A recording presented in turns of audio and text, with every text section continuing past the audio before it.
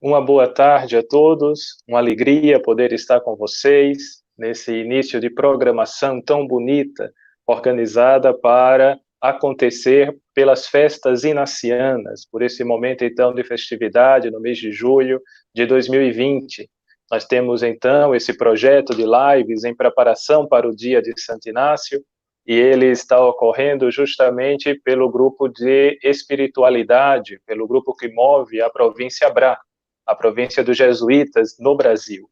E nesse sentido, então, queríamos também trazer aqui já de início, nessa introdução e em ação de graças por esse bonito momento, os organizadores, quem ajudou a fazer acontecer este momento de agora, o Centro Loyola de Belo Horizonte, o Centro Loyola do Rio de Janeiro, o Centro Loyola de Goiânia, o CIES de Salvador, que é o Serviço Inaciano de Espiritualidade em Salvador, da Bahia, também o CIES, Centro Inaciano de Espiritualidade de Fortaleza, o CIES de Manaus, Centro Inaciano de Espiritualidade de Manaus, a CVX Nacional, Comunidade de Vida Cristã, os leigos que vivem o carisma inaciano de uma forma ainda mais intensa, a CVX Nacional, e, claro, a Rede Servir, da BRA, da Província Jesuítas Brasil, que é justamente a rede que une todos esses grupos de espiritualidade inaciana que servem e amam para a maior glória de Deus.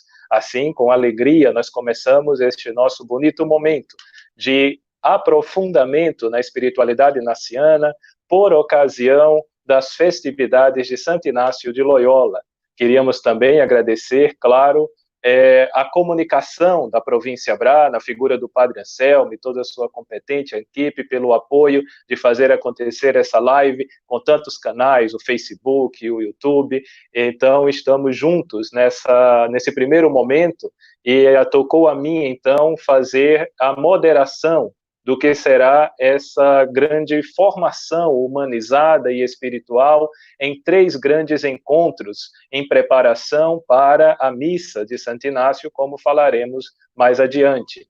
Então, cabe agora um pouco apresentar-me como mediador dessa live para vocês. Eu sou o irmão Epifânio Barbosa Lima, sou jesuíta irmão, sou alagoano de Maceió, sou escritor e membro da Rede de Espiritualidade Inaciana na Província Brasil, que é a Rede Servir.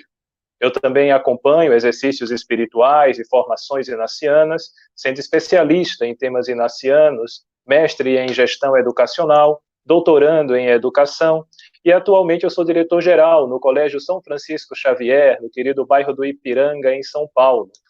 E, dito isso, como mediação desse momento, eu terei a grande alegria e o prazer de fazer a mediação da live para a professora Maria Clara.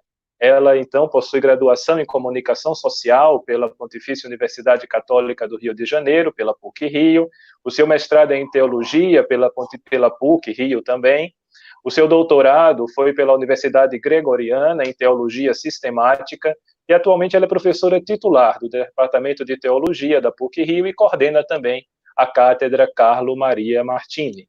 Então, durante 10 anos, ela dirigiu o Centro Loyola de Fé e Cultura, nessa mesma universidade, da PUC, no Rio, e durante 4 anos ela foi avaliadora de programas de pós-graduação e coordenação e aperfeiçoamento de pessoal no nível superior, a CAPES.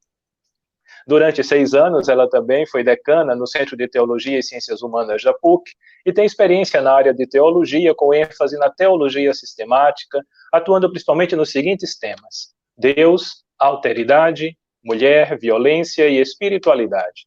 Ela tem, então, pesquisado e publicado nos últimos anos sobre o pensamento da filósofa francesa Simone Weil. Atualmente, seus estudos e pesquisas vão primordialmente na direção do pensamento de escritos de místicos contemporâneos e da interface entre a teologia e a literatura. Acrescento também nessa introdução a vocês que teremos 2 partes nessa live. Uma primeira parte será dedicada à fala da professora Maria Clara, ela então irá expor para nós o seu tema na tarde de hoje, e depois desse tempo, dessa fala aprofundada dela sobre o tema, será aberta então a segunda parte da nossa live com as perguntas que vocês vão deixando então, seja no Facebook, seja no YouTube, que vão ser recolhidas e encaminhadas à professora, e a mediação farei eu na segunda parte mais oportunamente. Na conclusão dessa segunda parte, teremos então as considerações finais. Então, levaremos essas duas partes para a nossa live, sendo a primeira, então, a entrega da palavra à professora Maria Clara, que irá então nos ajudar a aprofundar esse belo tema na tarde de hoje. Professora Maria Clara, então, com a palavra. Boa tarde. Gostaria de agradecer muito à província do Brasil, na pessoa do seu provincial Padre Esmida, um amigo de longa data, e também à rede Servir, primeiro por haverem organizado esse ciclo e, sobretudo, por me haver convidado para participar dele, né, dando essa primeira colocação, essa primeira conferência. Conferência é um termo muito solene, né? Eu acho que quando a gente vai falar de espiritualidade é mais uma partilha, digamos assim, né? Então, eu vou colocar algumas coisas para depois a gente dialogar, e isso é o mais importante. Me pediram que falasse de espiritualidade no mundo cotidiano. Me parece muito feliz a escolha do tema, porque Santo Inácio não elaborou o seu método espiritual, que são os exercícios espirituais, né? Método quer dizer caminho em grego, meta-odos, né? Caminho. Então, o método é um caminho, e os exercícios espirituais são um caminho de vida cristã, mas ele não o elaborou para que fosse posto em prática em circunstâncias extraordinárias, por exemplo, em meio a acontecimentos estrepitosos, como uma guerra ou uma data marcante, nem também para que fossem vividos dentro de um claustro ou ao abrigo de todas as possíveis interrupções ou circunstâncias. Pelo contrário, embora o retiro, no qual normalmente se fazem os exercícios de 30 dias, ou ainda as suas formas de 8 dias, seja previsto para ser feito num ambiente fechado, de silêncio, a vivência da espiritualidade que se aprende nos exercícios deverá ser realizada em pleno mundo e no cotidiano. O gênio de Inácio aparece nos exercícios originado de sua personalidade e de sua experiência. E ele consiste em propor uma aventura desafiante, fascinante, uma aventura espiritual, com os mais altos ideais e heróicos desejos, mas que vão se realizar na vida cotidiana e na simplicidade do tecido humano da existência de cada dia. Já o próprio nome do método de Inácio nos diz isso, exercícios. Então, aqui pretendemos examinar, primeiro, a ascese que hoje, a partir dos exercícios, nós somos chamados a fazer. Vamos trazer alguns elementos que me parece que hoje, na pandemia, estão nos desafiando nesse sentido. E depois a mística a que essa ascese ajuda, porque toda ascese não é um fim em si mesmo. A ascese é um exercitar-se para um encontro em profundidade, que é, então, uma mística, né? Finalmente, nós vamos nos ajudar do Papa Francisco, sobretudo da sua exortação pós-sinodal Gaudete et Exultate sobre a santidade no mundo de hoje, para ver, Papa Francisco que fez tantas vezes os exercícios de Santo Inácio, como que ele nos propõe essa santidade vivida, entretecida nas malhas da nossa vida cotidiana. Então, Inácio compara os exercícios espirituais com os corporais. Isso já é a primeira coisa das anotações, o primeiro número das anotações. Para estar fisicamente aptos, precisamos nos exercitar constantemente. Isso a gente sabe, pelo nosso corpo, pela nossa vida, né? Se um alpinista, quando estiver subindo a montanha, encontrar uma rachadura inesperada, isso vai exigir dele uma agilidade especial, mesmo que ele saiba racionalmente o que fazer, mas o corpo dele tem que estar apto para isso, porque senão não vai poder superar aquele obstáculo. O exercício diário nos prepara não apenas para o calculado, mas para o imprevisível, né? Aquilo que não estava no programa. Se a gente estiver bem adestrado, a gente consegue responder melhor do que se não estiver. Por isso que os padres do deserto tinham esse ideal de ser como atletas, sempre disponíveis para a iniciativa de Deus. O espírito dos exercícios de Santo Inácio não é apenas para aquele momento especial do retiro, mas para toda a vida, tanto pela oração, propriamente falando, quanto pelas obras que depois o exercitante deverá encarar, realizar, né? Em todos os escritos de Santo Inácio, inclusive nas constituições da companhia, cujas linhas gerais de uma vida comum nascidas nos exercícios são especificadas, em muitas ocasiões e com significados diferentes, vamos ver esse mesmo espírito afirmando que é necessário exercitar-se em vários cargos baixos e humildes. Santo Inácio achava que era muito bom, né, os exercitantes ou os jesuítas se fazerem serviços humildes, que normalmente talvez não fizessem na vida corrente, né? Ajudar os outros, né, no caminho do trabalho. E ele dizia, na terceira aprovação, é preciso insistir na escola do afeto, exercitando-se em coisas espirituais e corporais que requeram mais humildade e abnegação de todo amor e vontade sensuais e julgamento próprio e maior conhecimento e amor de Deus Nosso Senhor possam causar-lhe. Acho que hoje nós todos estamos vivendo algo disso com essa pandemia. E, nesse sentido, apesar de ser um tempo difícil, extremamente difícil, é um tempo favorável para nós. Estávamos correndo naquele ritmo louco, pensando que éramos donos de tudo, até mesmo da criação de Deus. Não é verdade? Desmatávamos florestas, poluíamos rios, né? Não respeitávamos nada, a não ser nossos desejos e nossa vontade. Veio um vírus minúsculo, invisível, e tudo parou. Estávamos preparados para tudo, menos para isso. Podia vir uma bomba atômica, uma explosão nuclear, uma guerra. Sobre isso, tínhamos conversado várias vezes, mas para essa guerra, não estávamos prontos. Até hoje, estamos perplexos. Nós nos vamos dando conta paulatinamente, enquanto o vírus ceifa vidas, interrompe sonhos, corta expectativas, que nós estávamos como dirigindo um carro em altíssima velocidade e, de repente, batemos contra um muro. Au! Dói muito. Mas se não houvesse esse muro, provavelmente cairíamos num abismo sem volta. A humanidade toda cairia, o planeta cairia num abismo sem volta. De uma certa maneira, esse vírus é uma nova chance que nos é dada. E hoje vemos, os que estão preparados, exercitados, enfrentam mais ou menos bem as exigências da pandemia, o confinamento, não poder sair, estar em casa, não poder ter acesso a todas as opções de lazer de que a vida era entretecida no antigo normal. Não assim os que viviam a vida na superficialidade, como se não houvesse amanhã, só aproveitando, gozando, saindo. Esses estão angustiados, inquietos no seu cotidiano e, na primeira oportunidade, fazem aglomerações, saem, infringem as regras, prejudicando a si mesmo e aos outros, né? Então, o mundo de ontem, do antigo normal, inventou sua própria ascese, que, na verdade, é uma caricatura da mais rígida ascese religiosa clássica.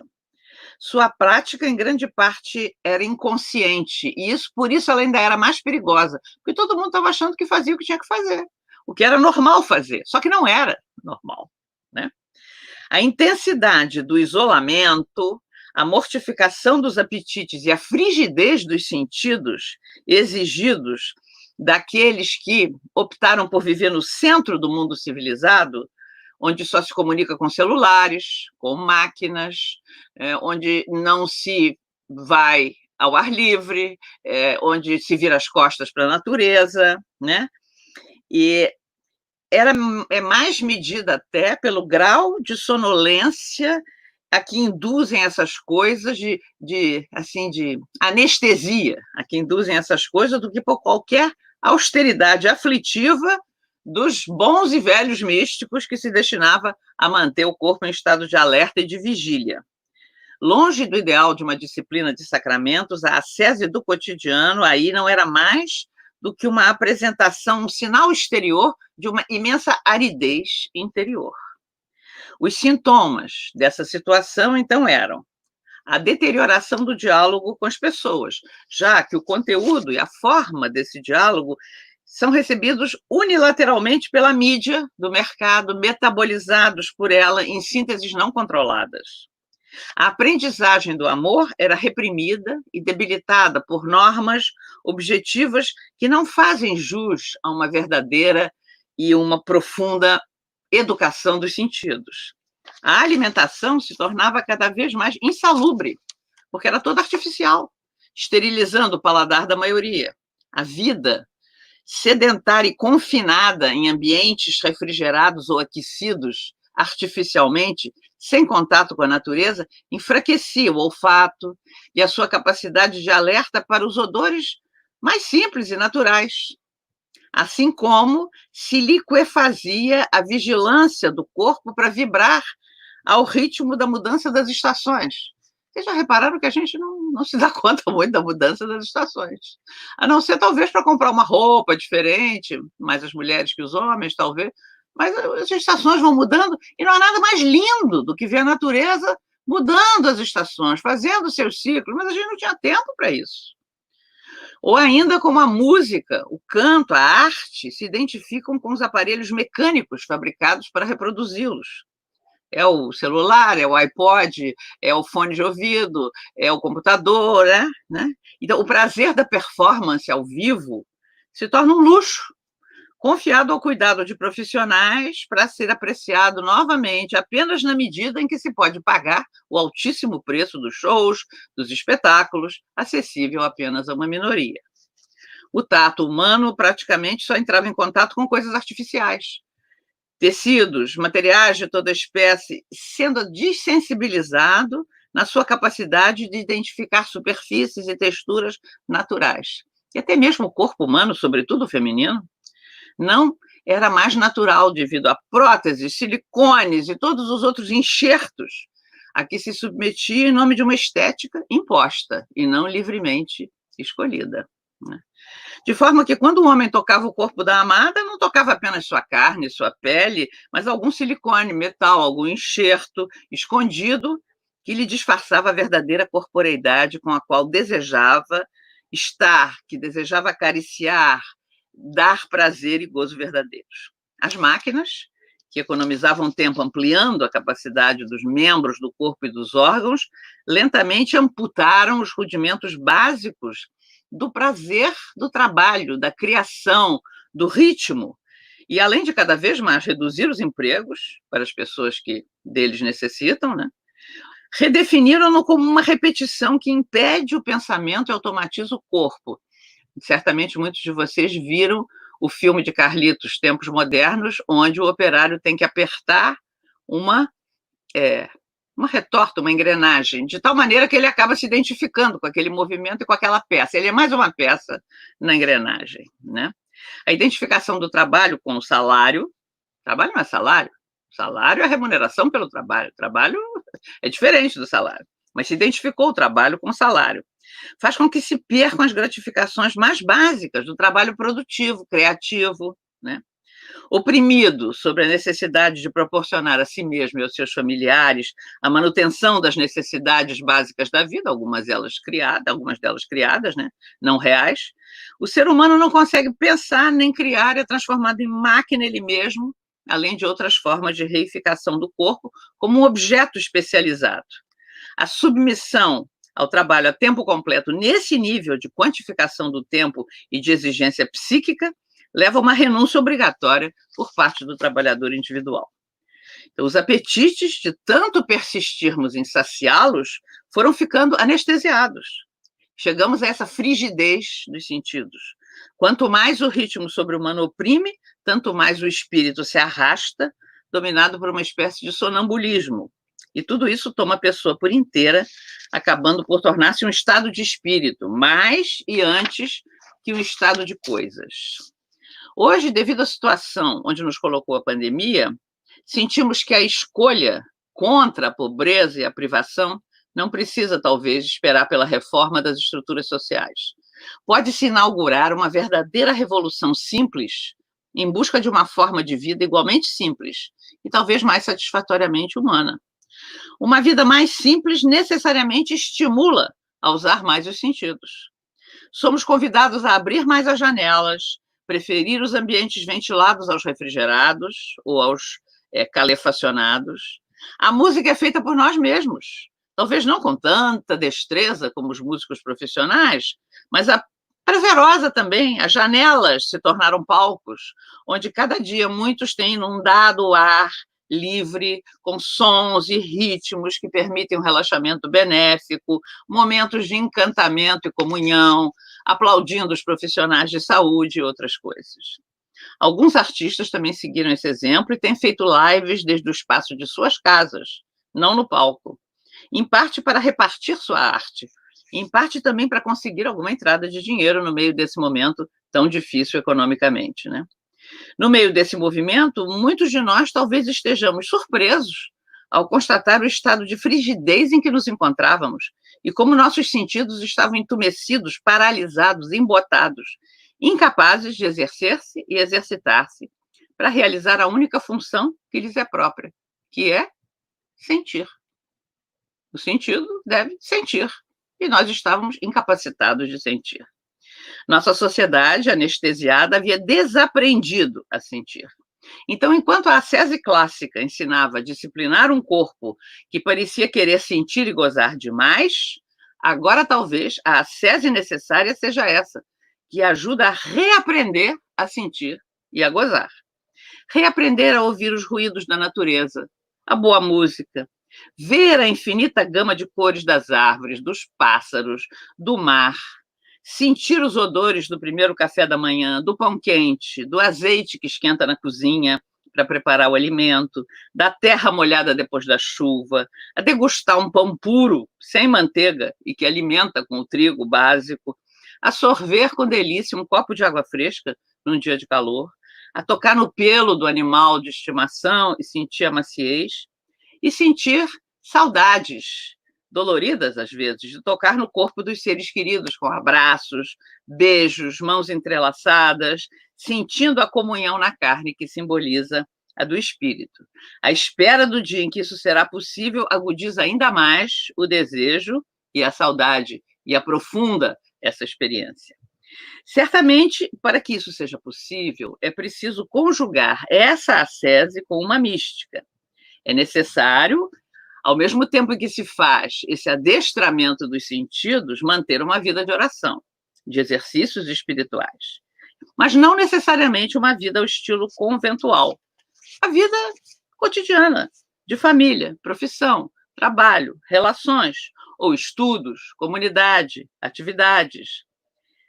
Havendo, todavia, que preservar os tempos de silêncio, de oração, que preparam o interior para buscar a presença de Deus em todas as coisas, como diz Santo Inácio, incessantemente, não só nos exercícios, como em todos os seus escritos e em todas as suas orientações. Finalmente, deve-se levar em conta que a ascese serve para preparar um encontro, o encontro com Deus. Uma alegria, uma experiência criativa. É para isso que a ascese serve, ela não é um fim em si mesmo. Serve para preparar uma experiência mística, mas uma mística de olhos abertos, sentidos abertos ao mundo e à vida cotidiana.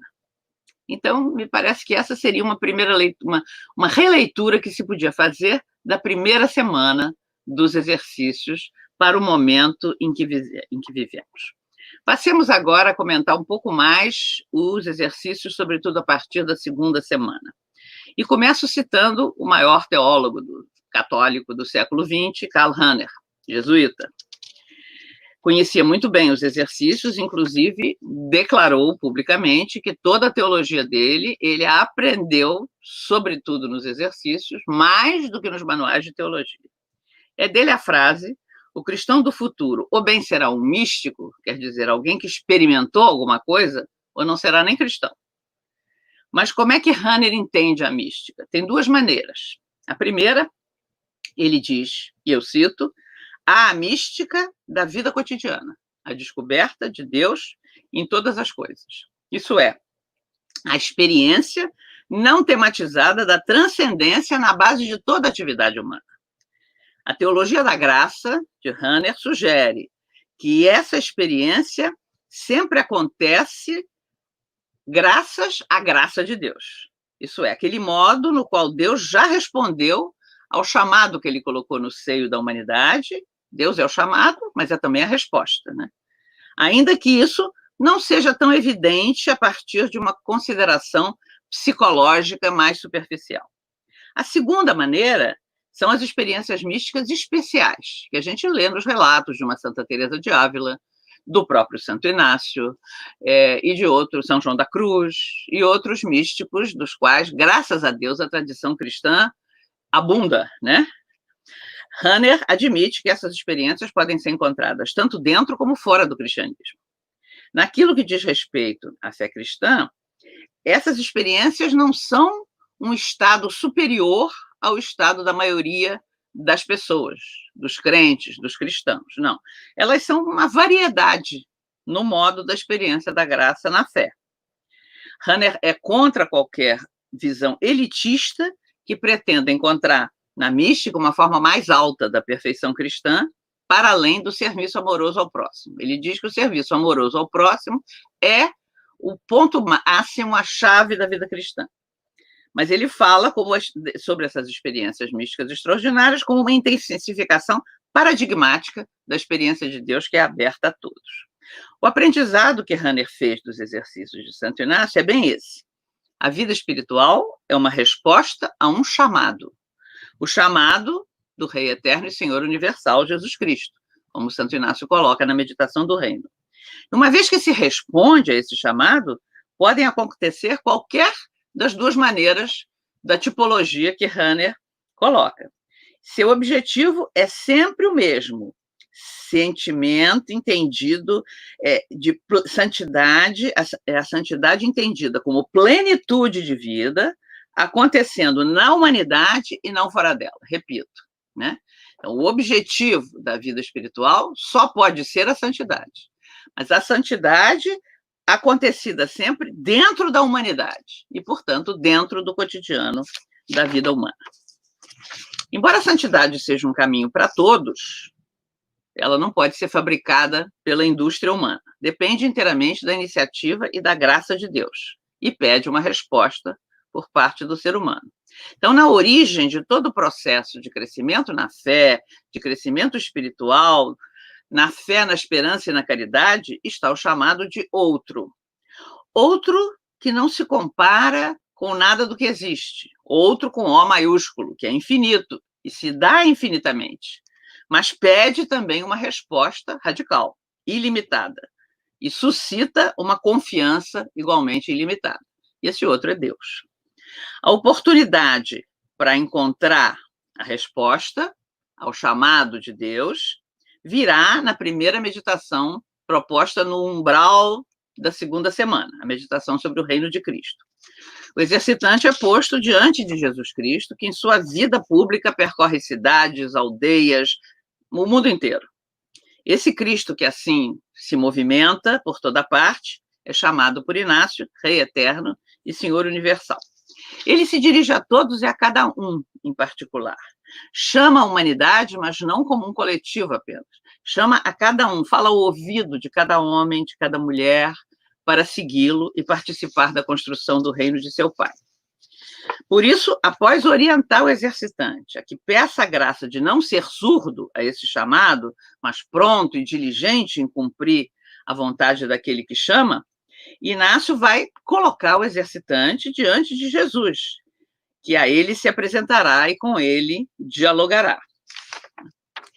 Ele prevê, Inácio, mais ou menos na mesma linha que Rahner, quer dizer, Rahner na mesma linha que Inácio, que os que ouvem esse chamado podem dar dois tipos de resposta. A primeira é a do juízo e da razão. Não é possível recusar um convite desses, sobretudo vindo de quem vem.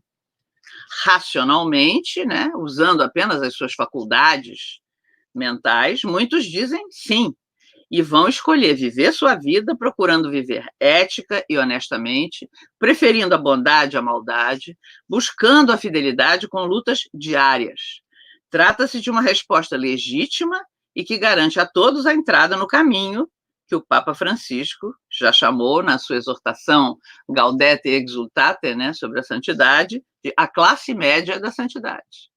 Né? Então, esse caminho de santidade é acessível a todos que tiverem juízo e razão, Santo Inácio diz.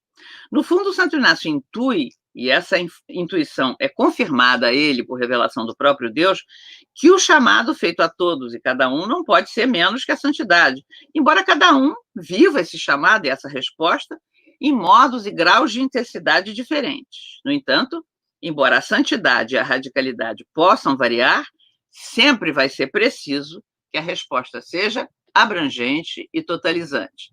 Então, a resposta que é da oblação de maior afeto também é oferecida a todos, e cada um procurará fazê-la e irá tentando vivê-la ao longo da sua vida.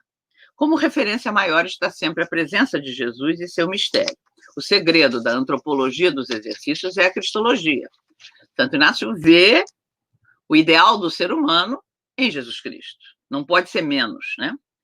O chamado, então, isso eu acho muito importante, é sair da mediocridade, da banalidade. O que é a vida espiritual?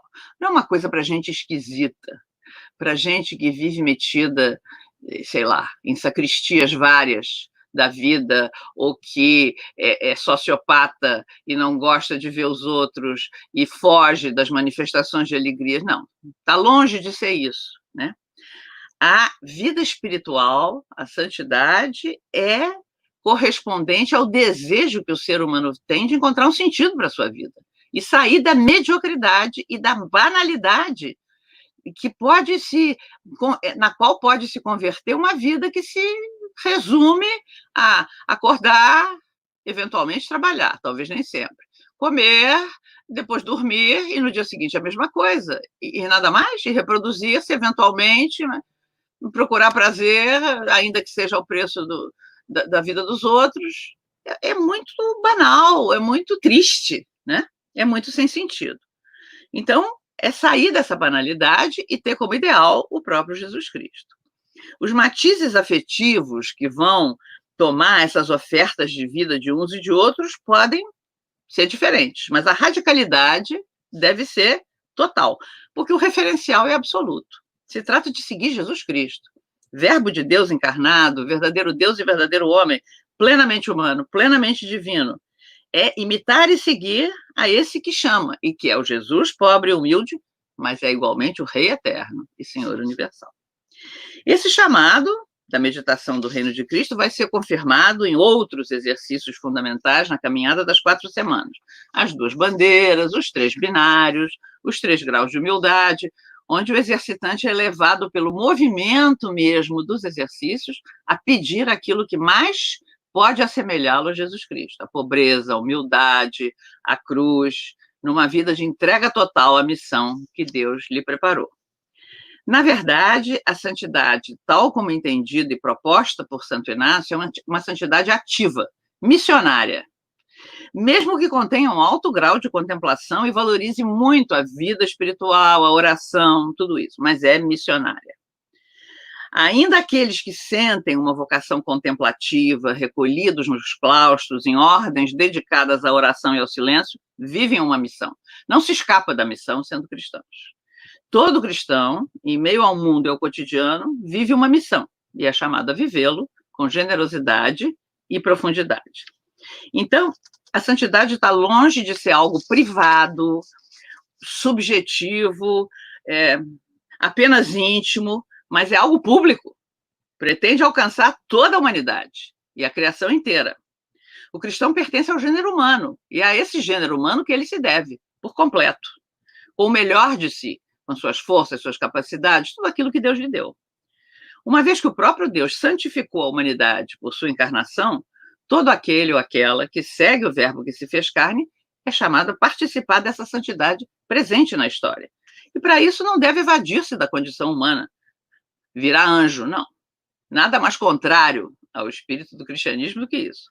Mas ser sempre mais plenamente humano. E onde se pode ser mais plenamente humano? No mundo, no cotidiano, não fora deles. Simone Weil, que é essa filósofa e mística francesa de quem eu gosto muito, e que tenho trabalhado bastante sobre seu pensamento, ela dizia: para você saber se uma pessoa ama a Deus, não peça a ela que lhe fale sobre Deus. Pergunte a ela o que ela pensa do mundo. Aí você saberá se ela ama realmente a Deus.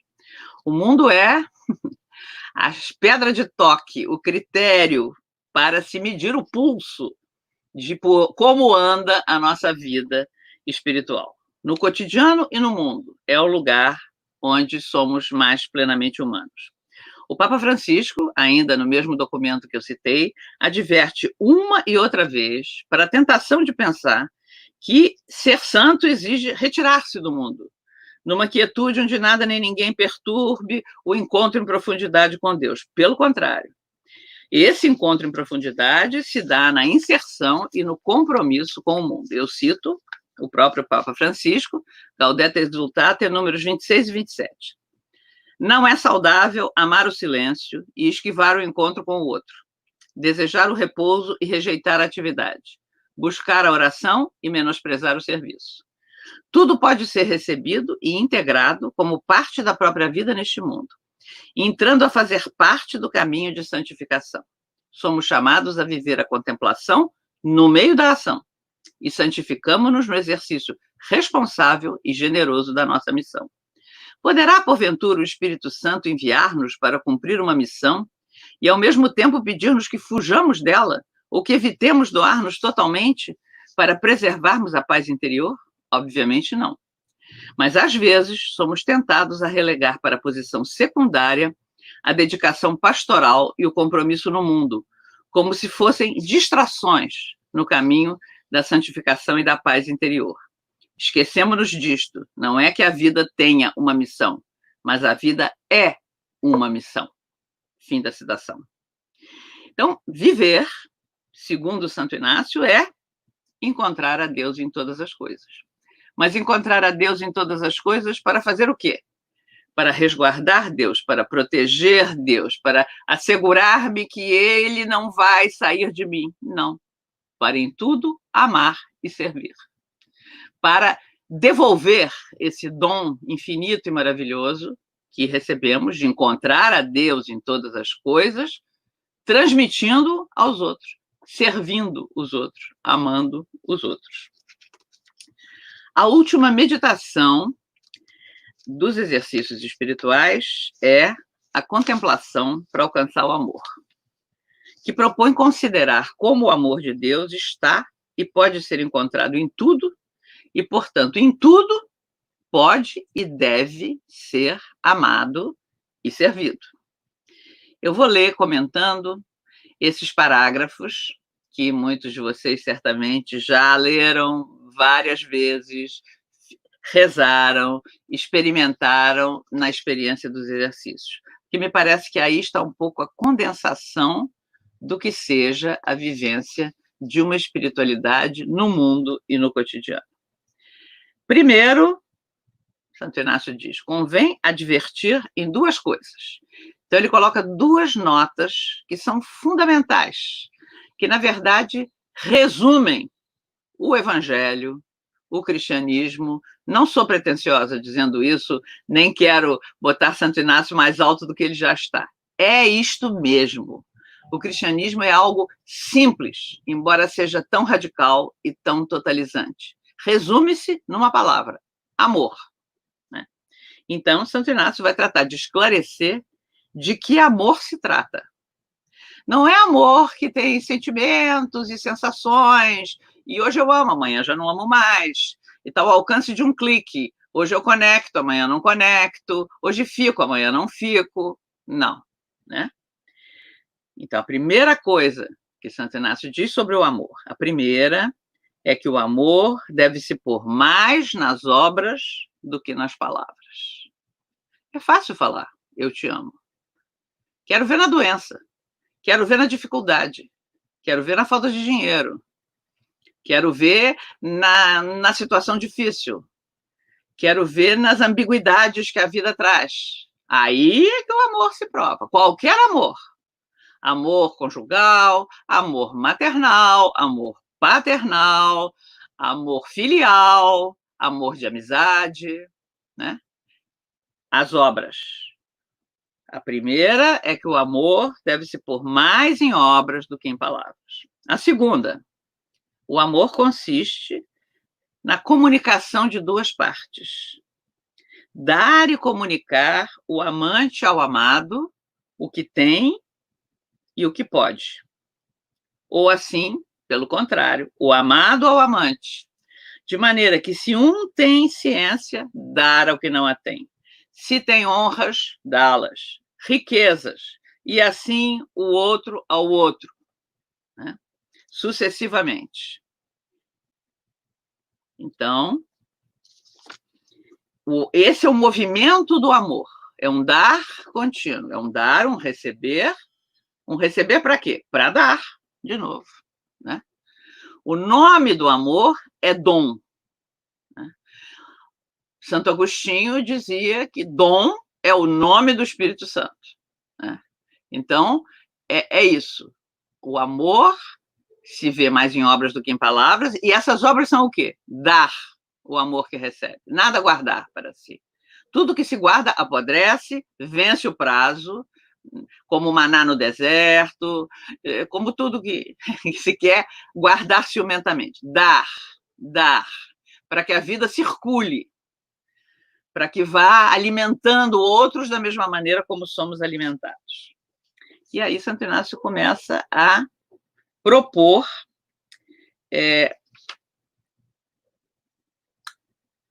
circunstâncias de contemplação para o exercitante que quer educar o amor, né? Adamorem, que quer crescer nesse amor.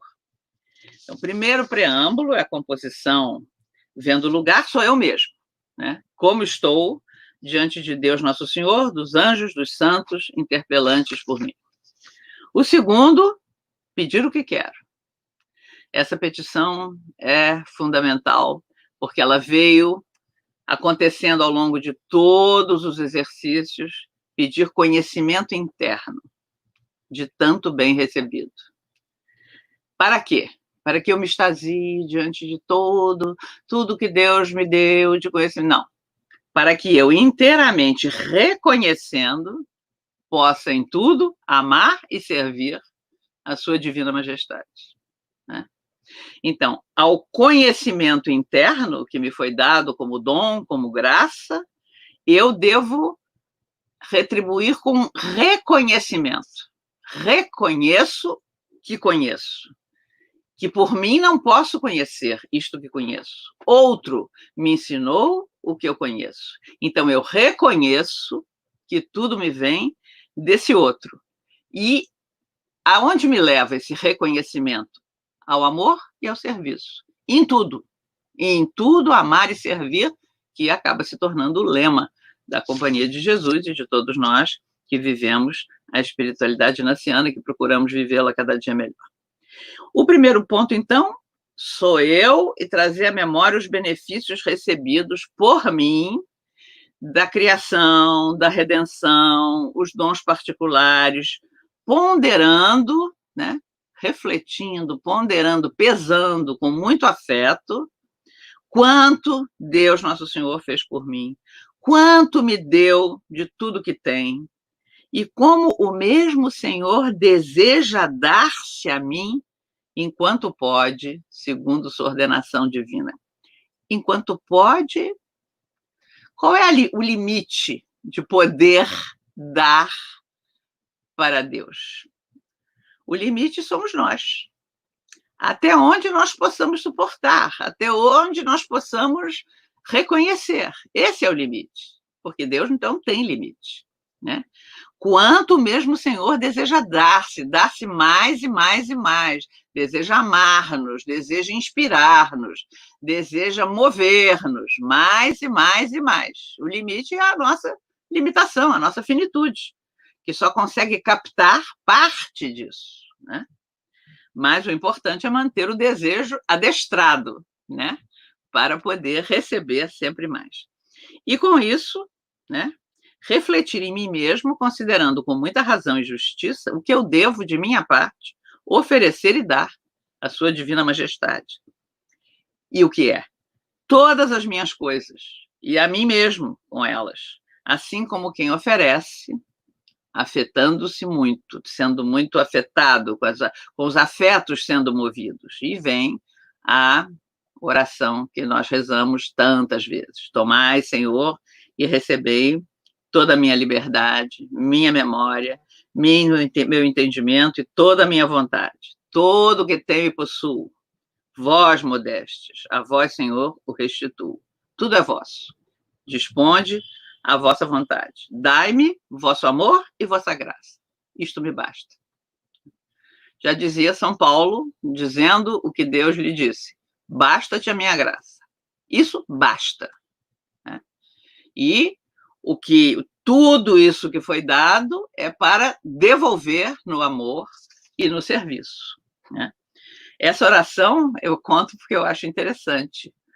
O Papa Bento XVI, o Papa Emérito da Igreja Católica, no seu primeiro encontro como Papa com os jesuítas, disse que essa oração me quedava grande, é grande demais para mim, né? Ele ficava assim de rezá-la. E é mesmo, né? Se pensarmos na nossa limitação, se pensarmos na graça de Deus, a Deus nada é impossível, né? Até pode fazer de nós santos, veja só. Santidade não é só para as estátuas que estão nas igrejas, não. É para nós também. Isso eu ouvi da boca de um grande filósofo católico, talvez o maior filósofo católico vivo da atualidade, Jean-Luc Marion, francês, membro da Académie Française, numa conferência que ele fez em Bucareste, que está disponível no YouTube, sobre o cristianismo hoje. Ele disse: traidores e pecadores é o que mais tem na igreja. O extraordinário é que esta mesma igreja ainda seja capaz de produzir santos. E é. De repente, no meio da desgraça que é Calcutá e Bangladesh, surge Teresa de Calcutá. E junto a Teresa, muitos outros que são atraídos pelo seu carisma. Então, a igreja, sim, produz santos. Por quê? Porque o Espírito Santo é o dom de Deus por excelência e que se dá incessantemente e quer se dar ainda mais, né? Desde que nós abramos espaço para sermos amados por Ele. Esse é o primeiro ponto. O segundo, ver como Deus habita nas criaturas, nos elementos. Isso em tempos onde a ecologia está na ordem do dia, acho que esse ponto nós devíamos ficar só com ele dias, meses.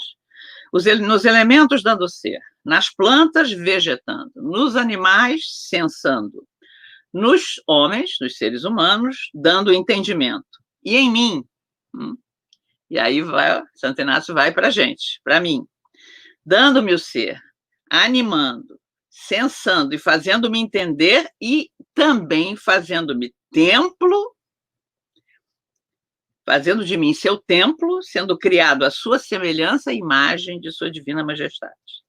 Outro tanto refletindo em mim, da mesma maneira que está dito no primeiro ponto, ou por outra que sentir melhor, e fazer isso em cada ponto que segue. Então, todos os elementos, tudo que Deus fez, tudo que é o mundo, a nossa casa comum, né? Que está em perigo, porque nós não sabemos cuidar bem dela, né?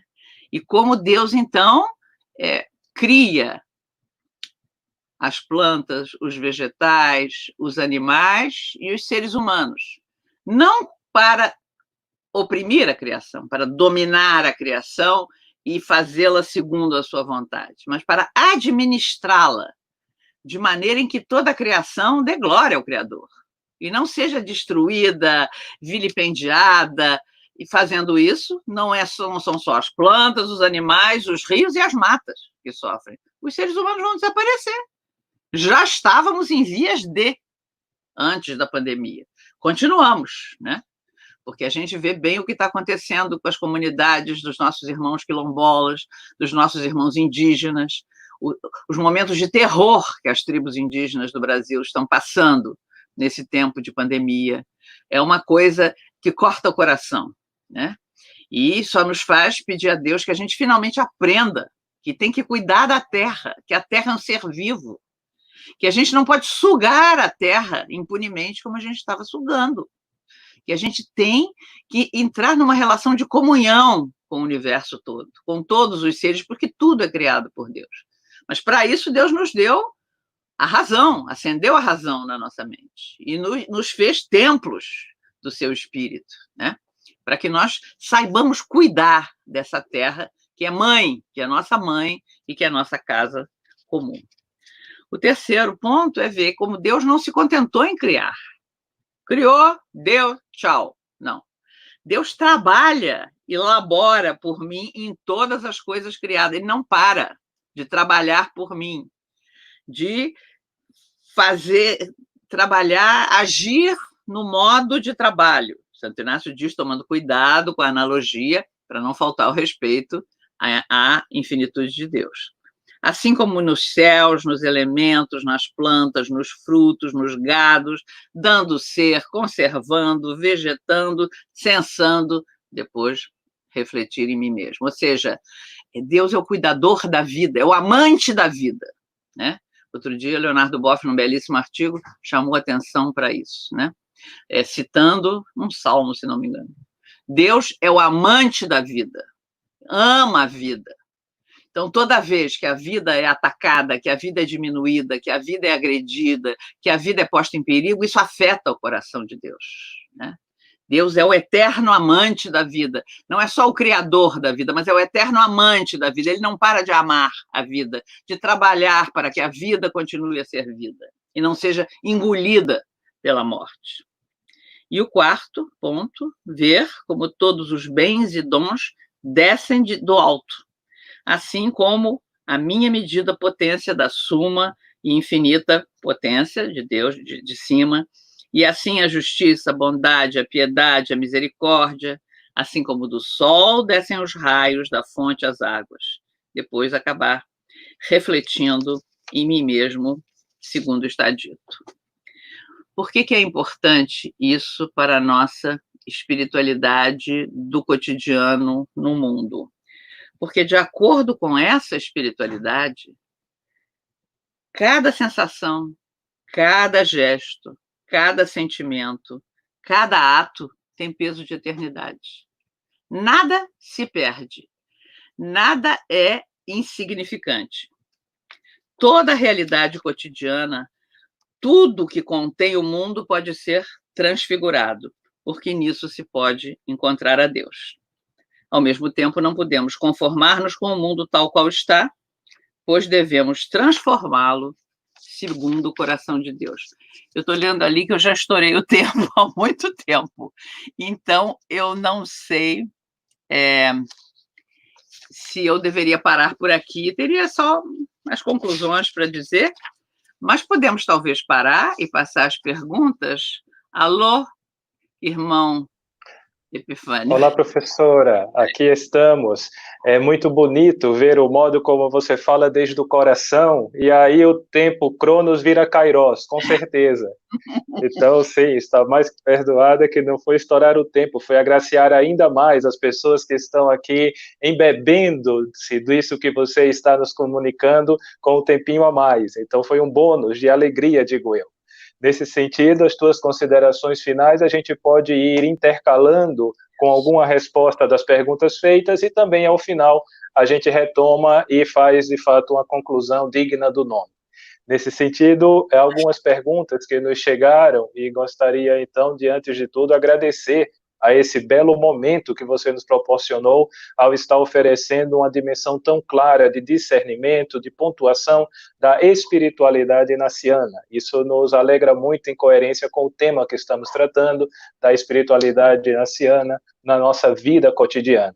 Então, queria passar a ti algumas perguntas para ir também te posicionando do que as pessoas estão trazendo como um ponto de questão para, junto contigo, trazer mais luz. Uma delas é a irmã Rosiane, ela pergunta então, professora Maria Clara, obrigado por esta excelente reflexão. A pergunta dela é: qual a principal contribuição da espiritualidade inaciana para essa redescoberta do sentido de viver?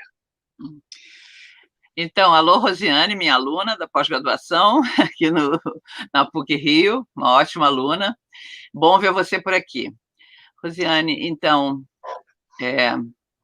qual é a contribuição da espiritualidade inaciana? Eu acho que é muito importante, porque justamente o que a espiritualidade inaciana nos ensina é o discernimento. Não foi Santo Inácio que inventou o discernimento já se encontra nas cartas de São Paulo, discernir os espíritos para ver se são de Deus, mas Santo Inácio, digamos que elaborou e sistematizou a questão do discernimento, nos dando um caminho para discernir.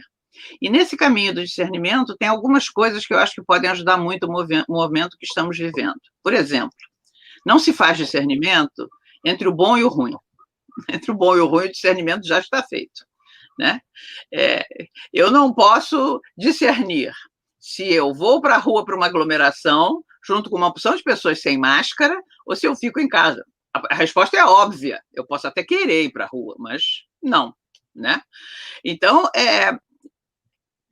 o discernimento se faz entre o bom e o melhor. Né? Isso é muito importante e é muito inaciano. Santo Inácio é o homem do mais, dos grandes desejos, da maior glória de Deus. Qual é o melhor? Né? Então, me parece que, nesse momento, para a redescoberta do sentido de viver, a gente teria que realmente centrar muitos esforços nessa redescoberta de que a criação é uma só e que nós somos parte dessa criação. Perder esse espírito de soberba antropocêntrica que nos dominou durante tanto tempo, de que o ser humano é o senhor, é o rei da criação, e então ele vai usando tudo e todos da maneira que quer. Isso não dá certo. Não dá certo, não é que não dê certo para os rios e para as matas, não dá certo para nós. Não dá certo para os seres humanos, não dá certo para o futuro da humanidade. E, sobretudo, se pensamos nas novas gerações. Então, me parece que a espiritualidade inaciana nos ajuda a discernir quais são os gestos, as decisões, as medidas a serem tomadas dentro do nosso âmbito, das nossas possibilidades, para que haja um maior respeito, um maior amor pela vida, né? Já não se trata tanto de coisas mais ou menos secundárias, não, é a vida que se trata. Então, eu acho que, nesse momento, a espiritualidade inaciana nos ajuda muito com seus instrumentos para fazer esse discernimento, de apostar cada vez mais na vida, honrar cada vez mais a vida, qualquer vida, né? Qualquer vida. A vida do idoso não é descartável, não. A vida do doente também não. A vida da criancinha frágil que nasce, todas as vidas importam. Né? A vida do negro, a vida do branco, a vida de todas as raças, a vida de todos os gêneros, toda a vida, tudo que é vivo, e a vida dos outros seres vivos, dos animais, das florestas, das plantas, nós somos um com eles. Né? E, então, eu acho que a espiritualidade inaciana nos ajuda muito nesse sentido. A melhor decisão é sempre aquela que vai em favor da vida. Perfeito, professora. Então, agora, na continuidade, a Célia Soares pergunta: qual espiritualidade poderá atender aos apelos dos que buscam uma relação verdadeira com o sagrado versus o cotidiano, diante de tantas propostas individualistas ou autocentradas? Então, me parece, isso é uma das coisas que me parece muito positiva em relação à espiritualidade inaciana, né?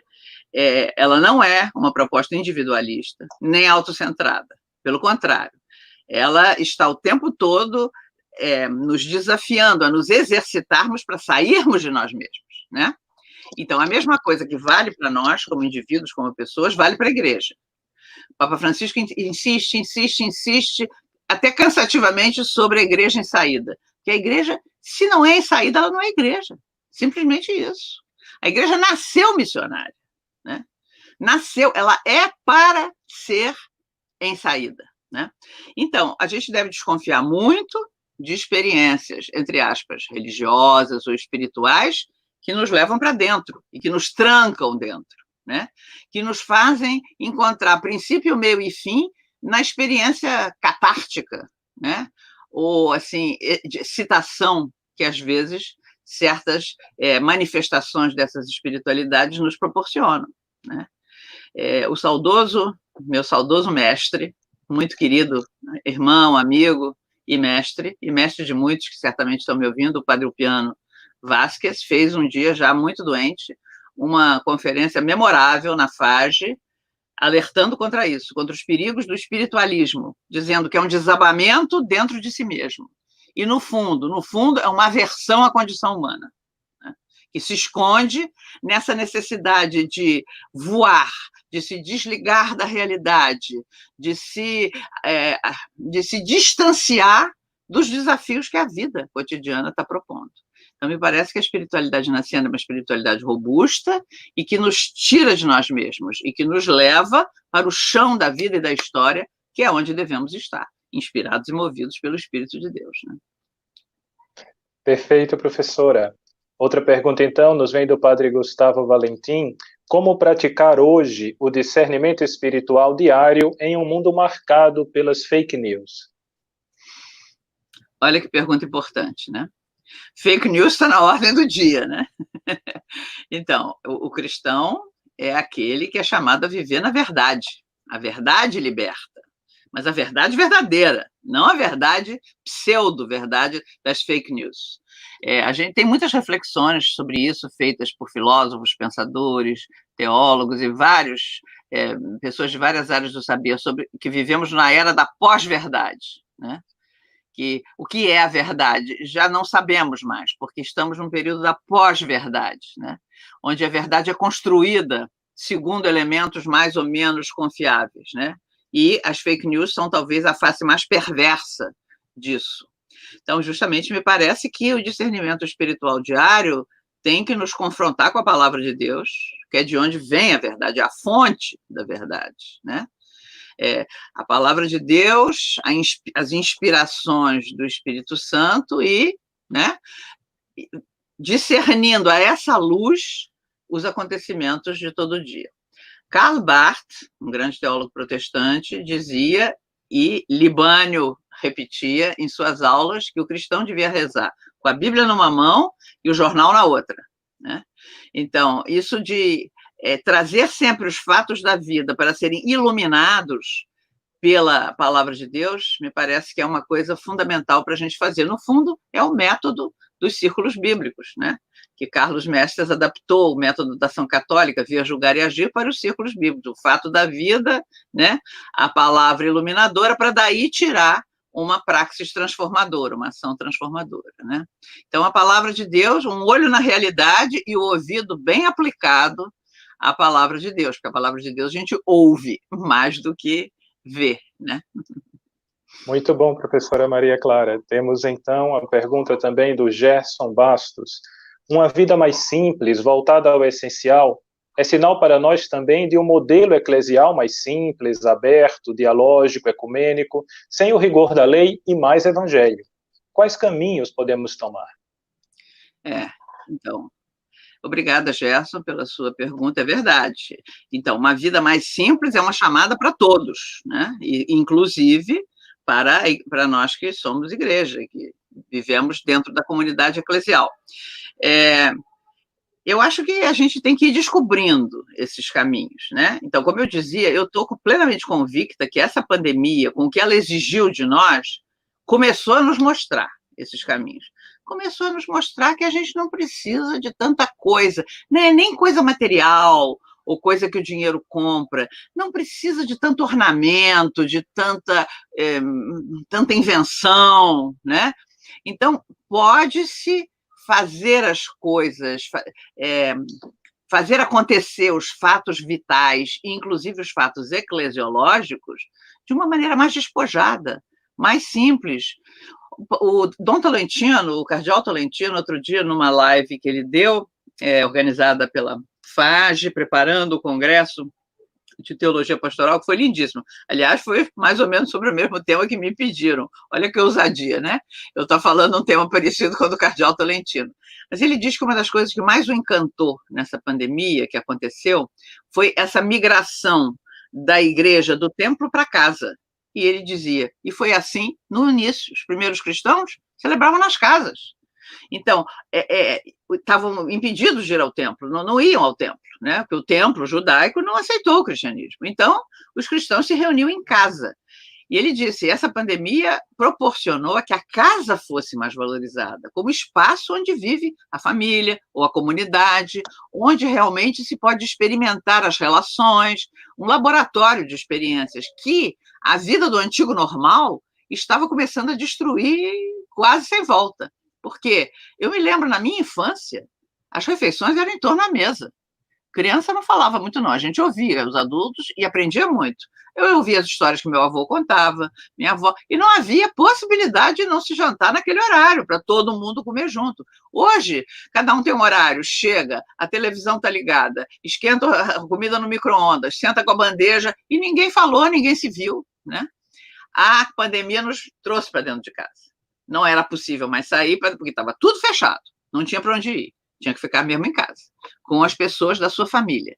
Então, os laços comunitários começaram a ser reconstruídos a duras penas, o feminicídio aumentou, as agressões de gênero, a violência de gênero cresceu, infelizmente, né?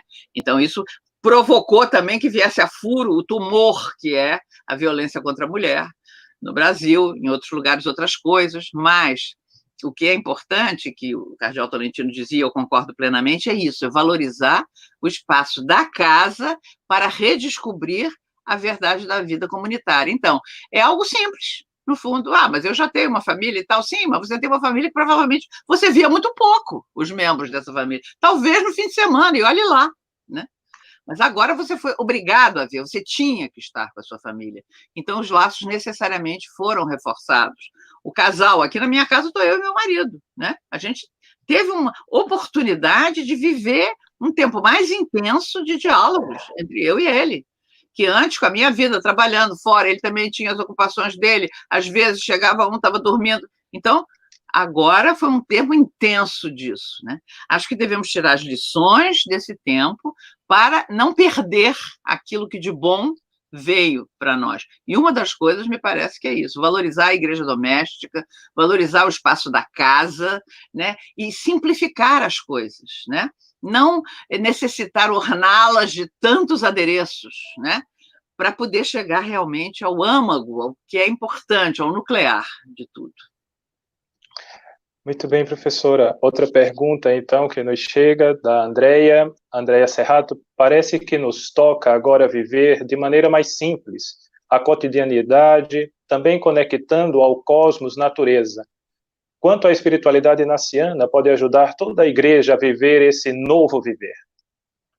Andrea, querida, foi aluna, agora é colega, amiga querida, né? Partilhamos muitas coisas em comum, além da espiritualidade inaciana, né?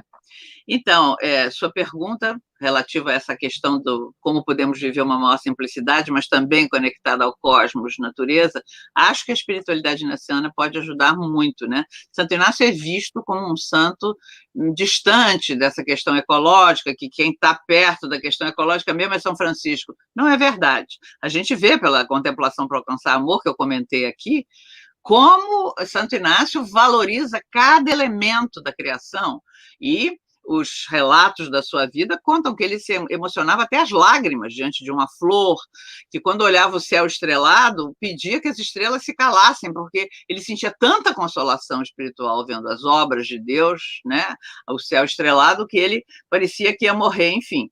Santo Inácio era uma pessoa que valorizava muitíssimo, né, a natureza e tudo. E me parece que nessa busca da simplicidade, a gente tem um desafio importante. A André tem um filho pequeno, muito querido, o Felipe, né? Valorizar mais ainda para as crianças. Eu acho que as nossas crianças têm que ter uma educação diferente agora. Eu vejo meus netos, né? E me parece que, nesse sentido, os jovens, os adolescentes, estão pedindo isso para a gente. De que maneira? Eu, quando entrei para dar aula na PUC, eu dava aula naqueles cursos gerais de cultura religiosa, de 60 alunos, de todos os departamentos, e eu ficava triste, desolada depois de cada aula, porque eu sentia que a questão da justiça social não empolgava eles como tinha empolgado a minha geração. Eles ficavam mais frios, né? Mas hoje eu vejo que a pauta do planeta, da ecologia, da natureza, mobiliza os jovens, né? aquela marcha pelo planeta que eles fizeram. Tinha adolescentes bem jovens ali, né? Motivados por essa questão de salvar o planeta, de salvar a vida, no fundo, né? Então, eu acho que isso os mobiliza muito hoje. E aí nós temos um bom veio, e a espiritualidade naciana pode, certamente, ajudar muito. Santo Inácio tem um modo de orar, que eu acho que é um modo excelente, aplicação de sentidos, né? Onde ele convida a exercitar os sentidos, e me parece que dar esse modo de orar, por exemplo, às novas gerações, é uma coisa que pode resultar muito numa educação para uma maior simplicidade e um maior compromisso com a vida, né, Andréia? Mas você certamente sabe melhor do que eu a resposta à pergunta que você mesma fez, né? Porque você, além de professora, é uma mãe dedicadíssima e uma pessoa maravilhosa. O Harrison, então, pergunta, Harrison Saraiva, Deus santificou a humanidade pela encarnação do Verbo. Assim, quanto mais humanos formos, mais santos seremos? Sim.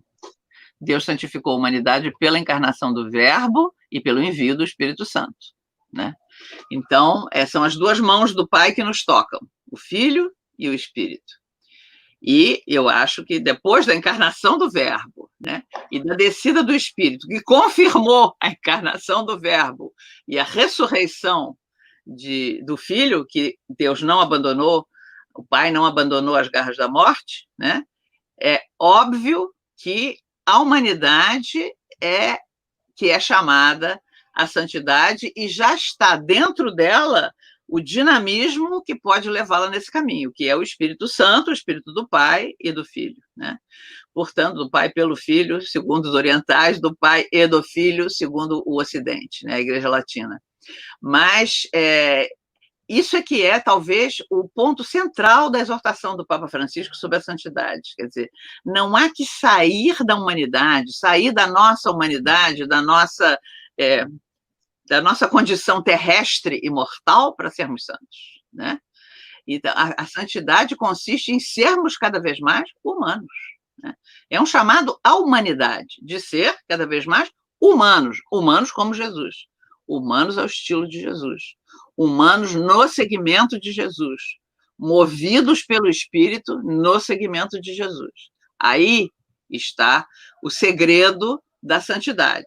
Simone Weil, minha amiga, dizia que, às vezes, o místico, o santo, não é bem entendido pelo que ele faz na praça pública, porque o que ele faz na praça pública é o que ele ouviu na intimidade da câmara nupcial, na intimidade do contato com Deus, e aquilo ele leva para a praça pública, né?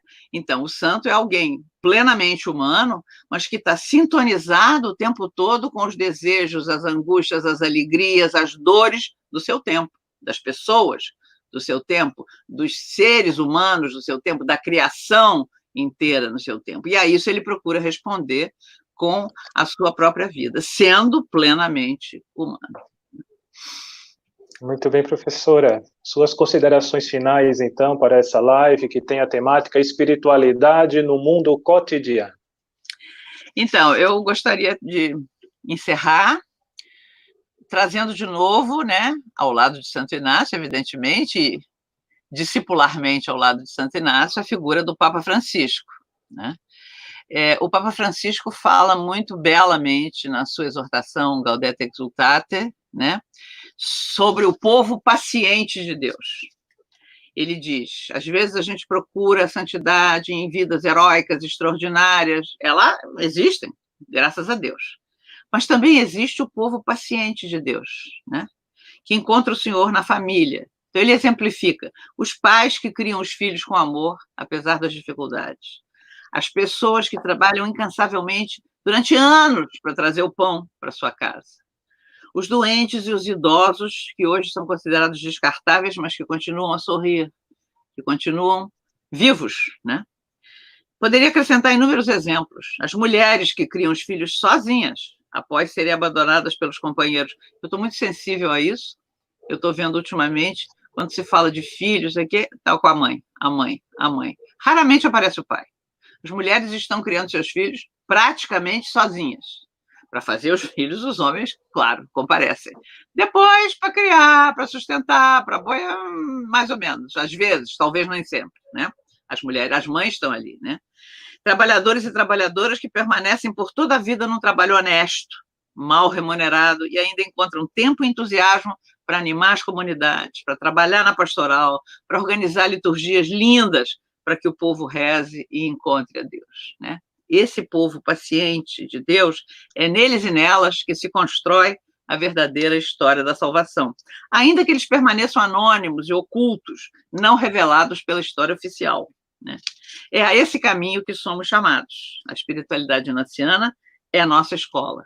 Só Deus detém o segredo da fecundidade que tem qualquer vida humana e conhece a força santificadora de cada testemunho, seja ele oculto ou revelado, né? E é isso que me parece que é viver a espiritualidade inaciana no cotidiano e no mundo, né? Viver diuturnamente a vida humana, procurando fazer com que ela seja cada vez mais isso que ela é, humana, né?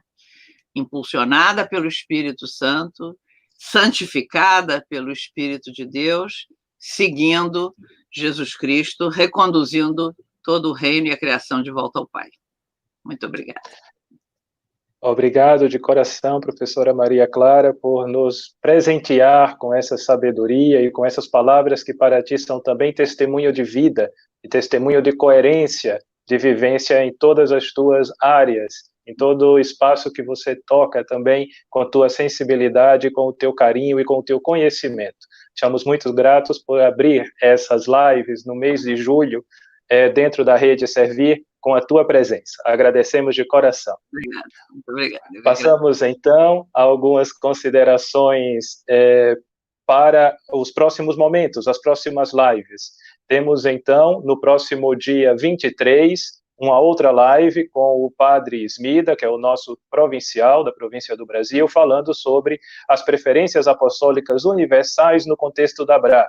Então, também por esses canais vamos ter a fala do padre Smida, que é em preparação, são 3 lives, como sabemos, em preparação para a grande festividade de Santo Inácio de Loyola, no dia 31 de julho, onde ocorrerá às 18 horas, pelo Face do Noviciado Nossa Senhora da Graça, na página também Jesuítas Oficial, a missa em ação de graças a esse santo da igreja que nos deixou o tesouro espiritual dos exercícios espirituais. Então, contamos com a presença de todos e com alegria encerramos essa nossa primeira live em ação de graças por todo o vivido da experiência inaciana em nossos corações. Até a próxima, muito obrigado.